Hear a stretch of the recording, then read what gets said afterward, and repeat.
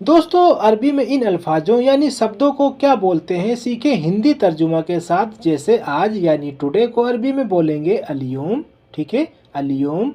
कल यानी आने वाला कल, टुमारो को अरबी में क्या बोलते हैं, बुकरा, ठीक है, बुकरा।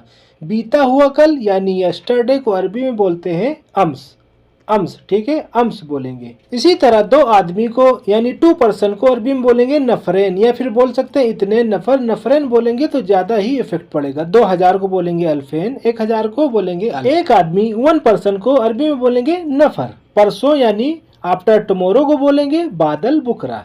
रात को नाइट को अरबी में बोलते हैं लेल। आधी रात को मिड नाइट को अरबी में बोलते हैं बिल लेल, बिल लेल। कल से पहले यानी बिफोर यस्टरडे को अरबी में बोलेंगे गबलम्स, गबलम। दोपहर, दोपहर को बोलेंगे यानी आफ्टरनून को बोलेंगे जोहर।